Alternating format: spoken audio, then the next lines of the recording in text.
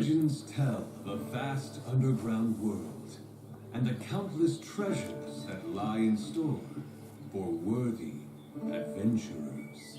Really good at this whole thing. You've summoned up the best. You're on a great quest to find the mighty mother lode. God, this is gonna be really There's old. treasure galore, but perils in store and construction that isn't up to code. Trespass with care, there's sure to be something rare. You can grab all the loot that you can handle. Such riches you'll own, but leave one thing alone.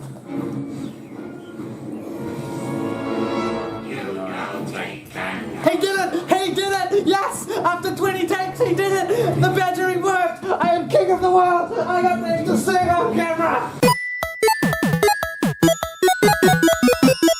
Hello, and welcome to NPCs of something, reviewing the Azeroth one-shot of Matt Mercer, our wonderful, glorious leader. God? You literally just sung the song for it. Kobolds and Candles. Catacombs. Catacombs. It's his pun on Dungeons and Dragons. I know, Catacombs. and also on Trolls and Tunnels, which was the competition to D&D in the early 70s. Anyway, it's 10 million degrees here in Wellington, New Zealand. It's like 30, like...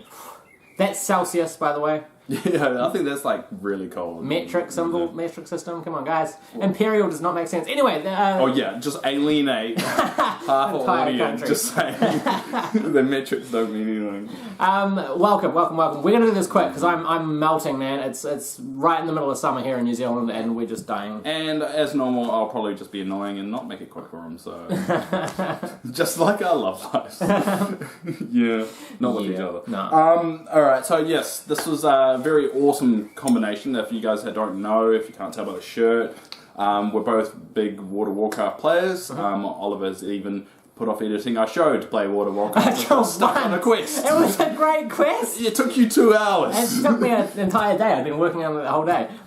But you should see the amount of that's been building in my head to use that joke for so long. You probably wrote 2 Critical Role. Like, can you guys do an Azeroth episode so I can I can rip Ollie? Oh god! And who was the one? Just answer this question. Who was the one that pushed back filming today by an hour?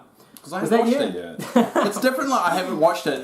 Then that was Warcraft. your job to watch it. I've watched this one. Yeah, I watched it. Yeah, but I didn't put Warcraft in front of it. Let's not get into this. What were you doing? It's not like situation. Let's hold this for the podcast. Okay? This is going to be a fight on the podcast, and we're going to have like referees to. Good. To Okay. Good. I'm looking forward to that. Just for people out there, I remember when we did one of our fake arguments in front of Ben. He actually thought we were serious. So I'll just point out. Yeah, he did. I didn't know that. The first time we were arguing about who came up with the name D20 Multiverse. Yeah. He was like real awkward. He's like, "Shit, is your relationship okay? Like, you guys argue." And I'm like, dude, that was not real. It's banter. I mean, if we really hate each other, we just don't talk to each other. Yeah. It's passive-aggressive more. That's true. Like, how we know we're actually mad at each other, we just don't talk to each other. If there's ever an NPCs and the camera comes on, we're just going like this. That's when something's That was wrong. a well-timed motorcycle. Anyway, let's get into it. Alright, so basically we had Matthew Mercer back doing the DMing. Yeah. I think this is the first one-shot he's done for a while. Yep. He did do another Shadows of War one-shot, but you don't really get to see him a lot in his one-shot world. Now, all these actors that are in this have been in World of Warcraft. Yeah. We did a World of Warcraft video, pop it up there. If you want to know a little bit of who's done what, he tries to guess it. Guess it wrong. Yes, that was like 4 That was months ago. that was an old video. So we'll quickly go through the characters of who they played. So we had Laura. She played Gnome Mage. She also played a descendant of Janet Pridemore, which was the character that she voiced in World of Well, Warcraft. not descendant, because how could she be a descendant when she's a gnome? Yeah, she was.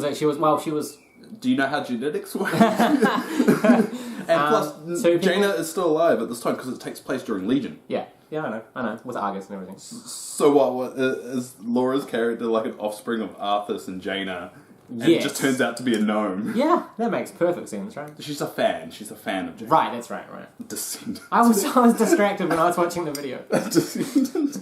Called Grimelia. Grimer? Why do we have you do the names? Well, you're not saying them. I don't know them. Yeah, exactly. I wrote them down. That's why I do the names. I just wrote down I love voice actors, and then I wrote down about 20 times for the Alliance, just over and over again. Yeah, it's not actually about the episode, it's random thoughts. So Liam, he plays a Draenei. With a wonderful Russian accent. Well, I used to say Eastern European. I don't know if it was Russian. My stepdad's Russian. It was definitely Russian. Okay, sorry.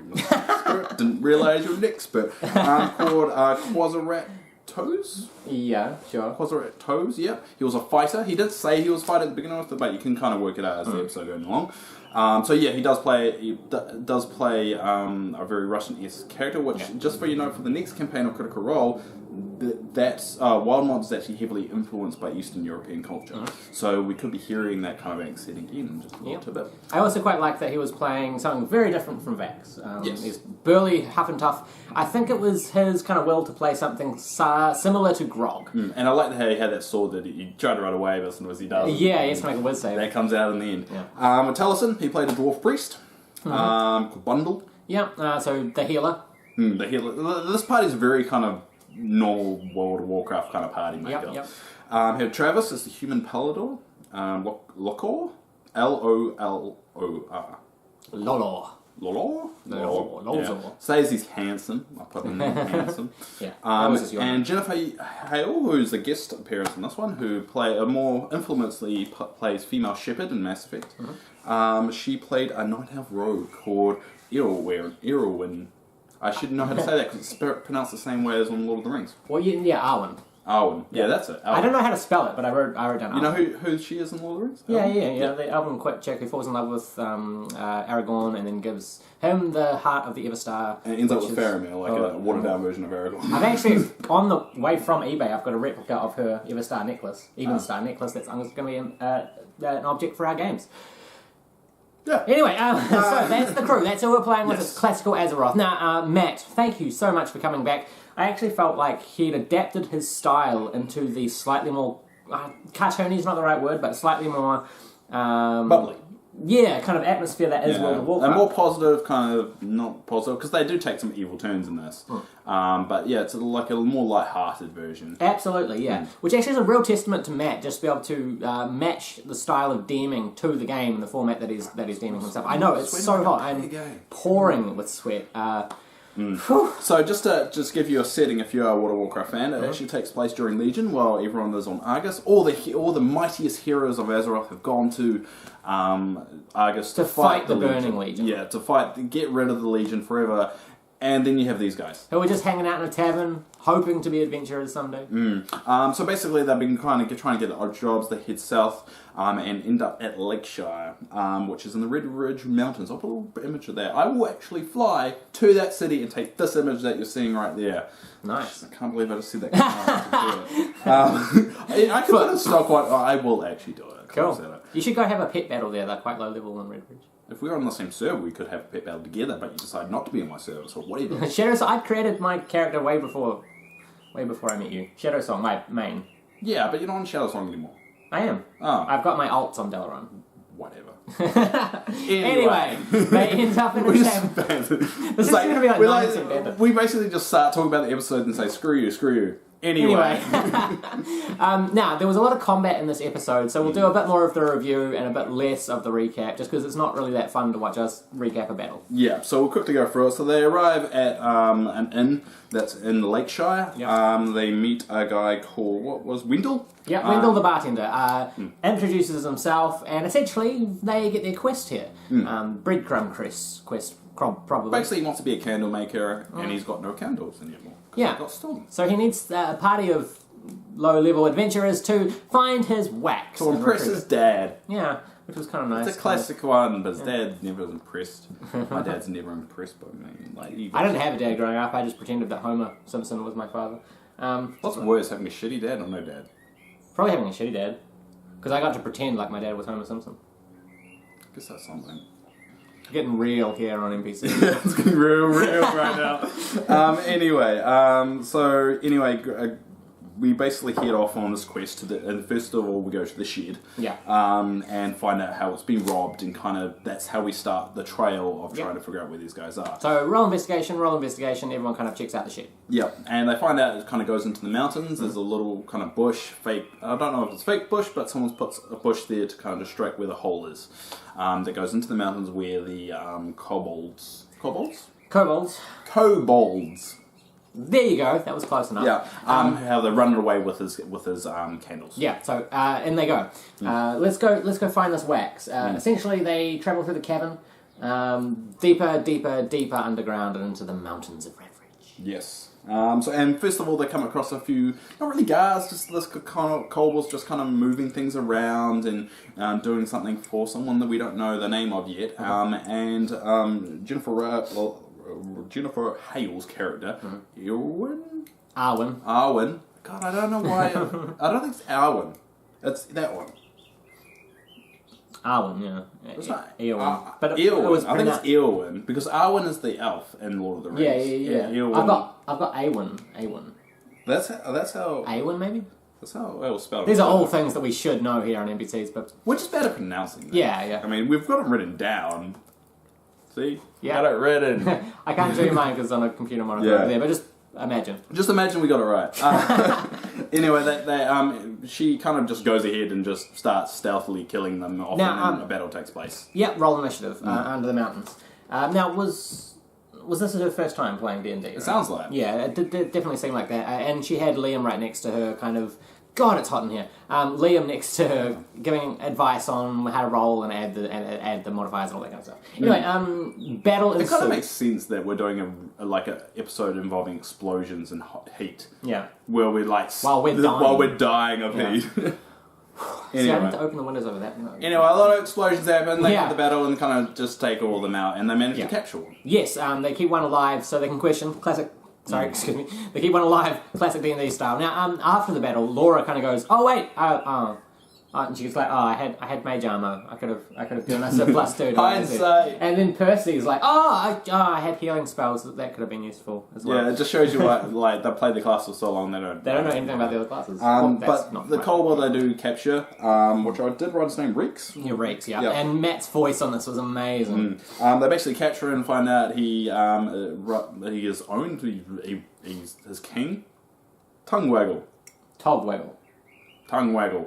It's Tog Waggle. I put tongue waggle. I've got Tog Tongue waggle sounds better because you're waggling your tongue. I don't know what tog is. Togs are a type of shorts in New Zealand. I think in New Zealand, tog. Look, we're getting off track. We're getting way off track. Oh, we got off track on the beginning. I don't think we've ever been on track, to be honest. Yeah. The whole channel is basically just improv. Off track. It's just us sitting on the camera and just bantering.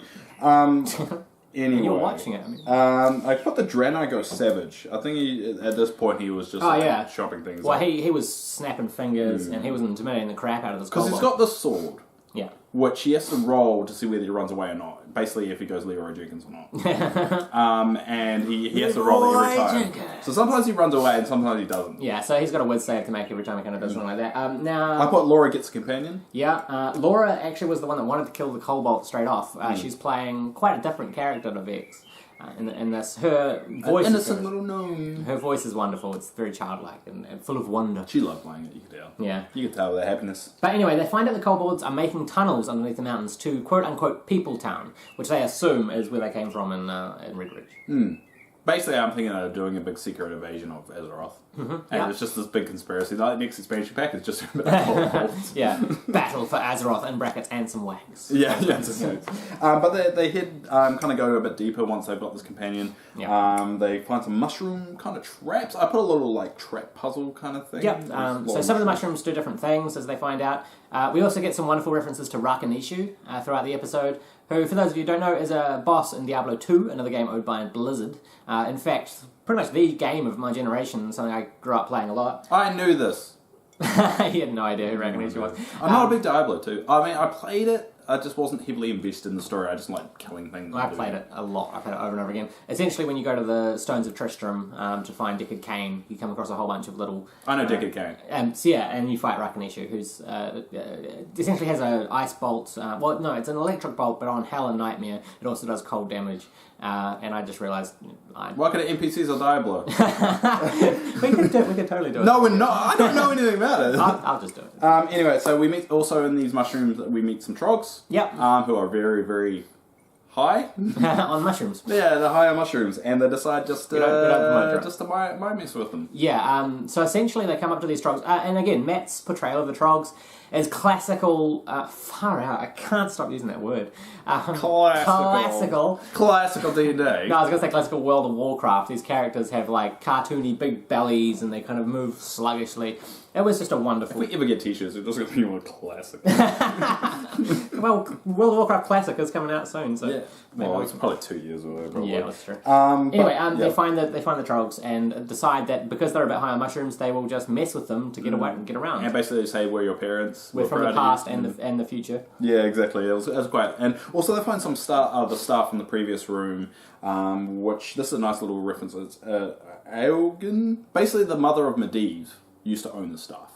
And Medivh is the one that opened the dark portal to bring all the orcs that caused all this chaos. And I do believe that Laura ends up with the staff. Yes, because she is the mage. And it talks to her as well, but she doesn't let the rest of the party know that. She kind of pretends that, no, I was just talking to myself. She's always wanted to crave an edge. So essentially, they start saying things like, hey, what's with that snake you're holding? Now, I do believe in the CIA they do have a certain auto-suggestion drug that makes you just believe what everyone tells you. So if you say, is that a nice ice cream you're eating? They'll just be like, yes, it is. You know, I blame you. Like, last night, I spent 3 hours watching conspiracy videos. I watched one about, like, the 5 mysteries of missing people. Yeah. And I just kept watching Did you stuff. see the one, the girl that was in the elevator? Like, real sketched out and she disappeared in the water tank? Yeah, let's not get into it. It's a bit freaky. I'm huge into conspiracy. Check out. I know. I honestly think now time travel's real. And I hate that. I'm a logical person. Well, they could do it with light photons. Anyway, basically they get around the trogs using persuasion and deception, essentially. Yeah, it's a very funny moment. It was quite funny. Basically, they move into a new chamber, and there's an elemental. Correct, fire elemental. Yes. And they kind of... it's kind of like a puzzle. Yeah. Sort of. And then... I'm trying to find where we're up to on my notes. Because they use Zone of Truth. They use Zone of Truth on Reeks. Basically, Reeks they find is trustworthy enough to carry with them during this party. They also know that Reek knows the way through this place. Now, Reek does mention that, yes, the king of the Kobolds, essentially, he knows where that is, and he's going to lead you there. But first, there's a room with a dragon. And they're like, whoa, dragon. Because, again, this is 5th ed. If it was like a classic Monster Manual dragon, at their level, they'd have no chance. Did they even say what kind of dragon it was? I don't think so. Because that'd be interesting what dragon planet it was from. It could, yeah. Well, a lot more new than that is. Yeah. I mean, blue dragons are magic, green dragons are more life, red dragons are more... Actually, I think red dragons are life. Green dragon's more nature. I thought green was life and red was damage. Or am I thinking of magic together? I think you're thinking of what the dragons actually do, not what they represent. Right. Anyway, essentially they go, whoa, dragon? And he's like, yes, Mrs. Dragon! Which was my impersonation of Matt doing an impersonation of a kobold. Doing impersonation of Golem. Yeah. So, essentially, fire elemental, they find that and, once again, roll initiative. Battle. It doesn't go well. No. It doesn't go well. I mean, we have 2 people bundle in Lauren, whatever Travis's character pronunciation is. We're too hot to do a proper review of this. I'm milk. It's hot. But we'll try it. We're getting through. Yeah. We're doing alright. We can't film this in your room during summer. Man. No, we're going to have to move the set in summer. We're going to have to go downstairs. Or I'm just going to drill holes in my roof. Yeah, then what use will that be? I just thought what a ridiculous... Whatever. Anyway. Did you see the moon last night? We won't get a bond back. Shut up. Anyway, basically it all goes wrong and they kind of run away through a chamber or for a little passageway. Yeah. And that's when they find the room with the dragon. Do they? Yeah, they find essentially Togwaggle is further on. Togwaggle, the king of the Kobolds, who they're essentially trying to find and slaughter, essentially. Yeah, but they go down the passageway and they fall. Yeah. And then they get into a big chamber with a throne. I might have jumped ahead. Yeah, that's where Togwaggle is.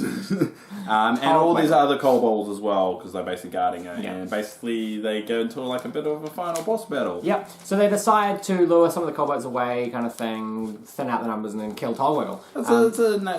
If you've ever played WoW and you come across the final boss, pretty much that. Yeah. What's the dude in Mr. Pandaria with the robots? Anyway, so essentially... Mr. Pandaria and the robots. I was running raids the other night. It might have been Warlords of Draenor. No, it must have been. Do you know that story with the words? Anyway, where was I? Yes, they essentially... there's a little kobold who's playing a violin. Yeah. And they kind of kill him. Oh, another thing that I wanted to talk about was it seems like these one-shots, not following a formula, but always seem to end with a combat encounter. Like it's always building up. Well, that's typically what a one-shot is. Yeah. A one-shot never...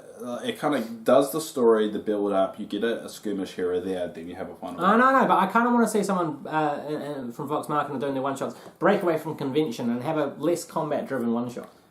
It's kind of hard. I mean, it wouldn't be difficult. Tricket's Honey Heist was kind of like that. Kind of, yeah. It was kind of I want to see a bit more of that. I think it's quite hard because at combat, when you fight it and defeat the final boss, it's satisfying. I know. This is what I was talking to my boss at work about this today. And yeah, it would seem less satisfying if you're like, oh, you rolled persuasion and you managed to persuade the queen. Yeah, it's kind of like you go to the evil queen, it's like, hey, you shouldn't do that. Okay, roll, right. Credits roll. But I'm sure there's a way of doing it to make it really satisfying and like the same feel as a boss battle, but somewhere else. It would depend on your crew. It would that you have with you because some people like battle. I don't like battling. Yeah, and I don't enjoy it, but some people do. Yeah. So it depends on the scenario and what it is, because I think some people may feel a bit cheated if they've done all this and they don't have a satisfying release. I also quite like the one-shot battles because at the end people can die left, right and centre. I noticed there was no battle map too. Yeah. And they didn't pull that out. I don't know why. He did have a map at one point. He did, so he did plan some of it. It wasn't a battle map. It was just like, this is what the I don't know why he didn't do that. Yeah, I'm not sure. Maybe he just didn't... Maybe it just he didn't have the right miniatures, or just didn't have any idea of really what was going on, or didn't have a lot of time to prepare. Could have been the camera wasn't working. I feel like when he builds the things, he's had quite a lot of time to prepare it. Yeah. So if it's a one shot and just brought on to a last minute, because they got sponsorship from Blizzard on this one. Yeah. And Kobolds and Catacombs only just came out, so I don't think it would be something that they could just... They have been planning for a long time. Yeah. And we do know that Matt puts hours of work every week into Critical Role. Anyway, you talk about your Rikidishu. Rakinishu, right. So essentially, Rakinishu is maybe like the fourth boss that you face in Diablo 2-ish, somewhere around there. Essentially in Borderlands is actually a reference to Rakinishu, which I thought was quite cool. He's... a pterodactyl called Rakinishu, which is just a nod to Diablo 2. So what does he do in this one? In this show, what does Rakinishu do? Oh, in the Battle of Azeroth, essentially he's just mentioned, because he is the god of the Kobolds. No, I mean, them fighting. They fight Rakinishu. Yeah, at the end, when they're fighting Togwaggle. I know, we're up to it. You explain it. Okay. I'm trying to prompt you. My brain is boiling behind my eyes from the heat, and I'm all sticky. Well, I don't think it's the heat's problem.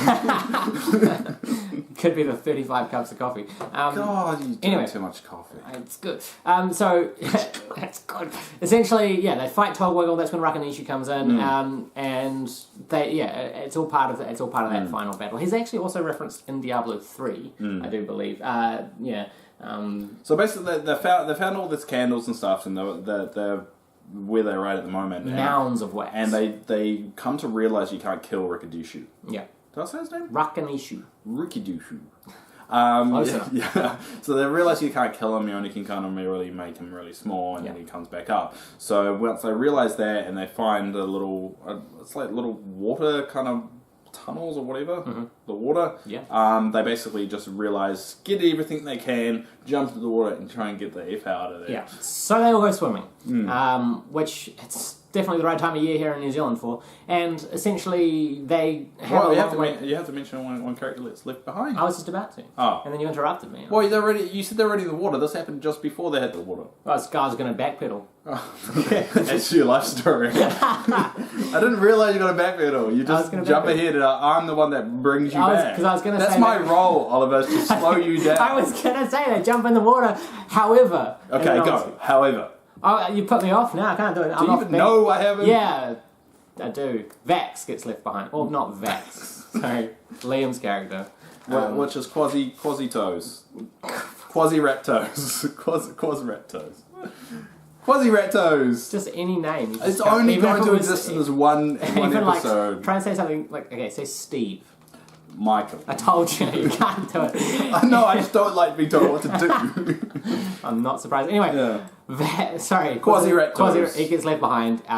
Basically, he rolls to whiz run. save, yeah. But unfortunately, he fails that, and he has to Leroy Jenkins it because that's what the Sword of Covenant compels him to do. If you're unfamiliar with Leroy Jenkins, he rose to fame as a World of Warcraft player when the whole raid was outside this dungeon, and they're like, okay, now remember, don't go anywhere near the dragon eggs because they hatch and all hell breaks loose. And he just goes, Leroy Jenkins, and runs in and hatches all the eggs, and that's where Leroy Jenkins. Who hasn't seen Leroy Well, I Jenkins mean, at this point? I mean, it's true, seriously. but I don't know. There could have been some people. Do you want to explain why the sky is there? So light Do you know refracts what a from moon the is? particles in the atmosphere that absorb every colour except Anyway, for blue, which gets reflected from the stratosphere. You asked. Anyway, they begin to run away after he Leroy Jenkins it, and Yeah. he's basically dead. There's That's no the way end he's of going to live for it. The four kind of swim away. Two of them fall unconscious. Yeah, but then they start bobbing. And because that is Eowyn. And Grimmaida. Okay, leave the name. Just hand me the book. Laura and Jennifer's I'll do the characters names, just die. hand me The the gnome and the night elf die. If you want the names, write them down. Say Kobold. Kobold. Damn it. Alright. Okay, admittedly, sometimes I do butcher it for the sake of entertainment. That time I said it right, just to shame him. That's the proof right there. Totally making that up. Anyway, Steve. fair. So Liam's character dies. Some of them, Laura's character, and some Quasimodo. others fall unconscious. But eventually, all except for Liam get through to the other side. Percy, the cleric, heals the party. Mage. They make Priest. Sorry, he's a priest. No, I'm not a cleric. Priest. You play well. You should know. I should know this. Yeah. But Take it back. Matt's a little bit kind of generous with this because he does do healing word on both. Yeah. But one of them was too far gone. Yeah. But he let Taliesin kind of roll a medicine check to see whether he would actually know that before he cast it, and then did Revivify instead. So he kind of said, I cast this, and then it was like... kind of dick move to kill the guest, though. Yeah, it's true. Especially when it's their first time playing it. Yeah, so they arise in like Everstill, which I'll put a little image again from me flying and taking a screenshot of it, and they go back to the tavern, the inn, and give a whole like big tub of wax because all the candles are kind of melted together in kind of a big blob. Which I certainly understand in this weather. Yeah, and they didn't really achieve too much. They got the wax. That was the their wax. Lost a member, but then again, it's WoW. They can just run back to his corpse. Or if you get like if you die in a really like tricky area and you spend like 2 hours in your ghost form trying to get the hell back. Or you can just like go to the ghost and just res. I'm not damaging my equipment. What? It costs like nothing to repair it. I also use guild gold to repair my armor most of the time. Anyway, that's Guild it. gold, you dick. I never want to be in a guild with you. Anyway. That's our episode of this. The one shot. Thank you, Matt, for coming back. It's always fun to see you behind the DM Make screen. it seem like it wasn't on it. Yeah, no, I just meant it was not. Thank you for coming back, man. All the other guys were shit. No, it's just nice. It's nice to see him back. And it's cool that combines the two things. So I played Warcraft for the first original Warcraft. Played Warcraft 2, played Warcraft 3, went to World of Warcraft. I loved every Warcraft there. So I'm a big lore guy. So it's awesome to see a D&D adventure in that world because I understood the places the minute he said it. And I'm like, I know where that is. I know where that is. He's a massive nerd. And sorry for all the Horde followers. I'm a Horde follower too. No Horde. For the Alliance! No, piss off. No one says for the Alliance. You say for the Horde, but no one says for the Alliance. I do. You're no body that matters. It's true. Anyway, Our dads don't love us. What's my mother's name? This whole episode has just been us like serious critical role, and then we just get to a point. And this is anyway. This is making us delirious. Yeah. It is. It's. Anyway, I'm actually going to look. I'm going to see how hot it is right now. No, we're going to leave it there. 23 degrees right now. Thanks everyone who's watched these one shots so far. Who's watched all our NPCs that we're releasing. It's been a lot of fun. We'll continue doing it next week. I'm not sure what they're doing. I think it's the big episode, isn't it? Remember, if you're unsure if there's going to be an episode because of there's a holiday or something, jump on winnerscriticalrole.com. They keep it up to date every time, and if you don't know when it's going to be, that's That's a great resource. If you're not sure if it's going to be a game, winnerscriticalrole.com. Or you can be one of those idiots and post in the Critical Role Chat fan every page 5 minutes. asking if there's a Critical Role. And then all the comments just say, go to this website. Yeah, that's all you need to do. Or it's like, when is this on YouTube? The same time as every damn week it's on YouTube. Yeah. It's so infuriating. You can tell we spend a lot of time in the Critical Role fan page. Yeah. It's like being on, it's a thing. But don't talk about No, spoilers! If you're going to put spoilers, put a freaking spoiler tag on it. Yeah, if you're going to talk about your own D&D game, just tag don't. it as not Critical Role. No, just don't. Just don't. Because it's not why we're there, it's a Critical Role fan page. plenty of D&D things out there. God, we have one. Anyway, thank you very much for watching. Remember, if we get to 200 subs by the end of the year, I edit and release a special video, which is all the gags of NPCs. Don't worry, I'll probably take a year. Put together. But I got 100. But yeah, it's one of my goals to hit 200 subs by the end of the year. Yep. Every sub keeps it going. Mm-hmm. Every time we see it grow, every time we see a new comment, every time it keeps us rolling and keep going. If you guys want us to stop, don't say anything.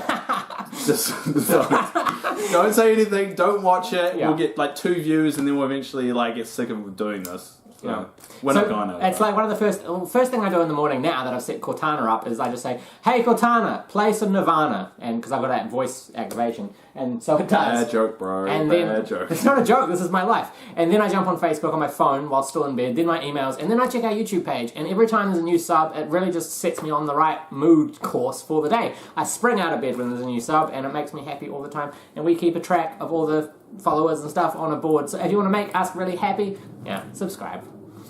That was my little thing. Do you think we would not care about other people's opinions if we had dads? Probably. Yeah. It was a hard life. I had a dad, he wasn't around. I didn't have a dad. I had Homer Simpson. Anyway, my camera's running out of battery, I can see. So thank you very much for joining us on NPCs of Something, reviewing one of the vintage classical Matt Mercer in the world of Azeroth. From myself, Oliver Dungeon Master, and Damn. Werewolves. Bye.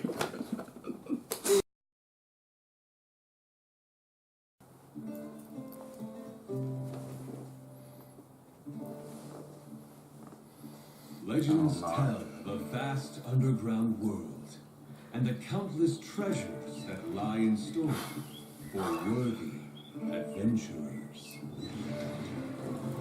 You've signed up the best, you're on a great quest to find the mighty mother lode. There's treasure galore, but perils in store and construction that isn't up to code. Trespass with care, there's sure to be something rare you can grab, that you can handle. Such riches you'll own, but leave one thing alone. That whole thing just seemed like a Japanese film. Just really bad.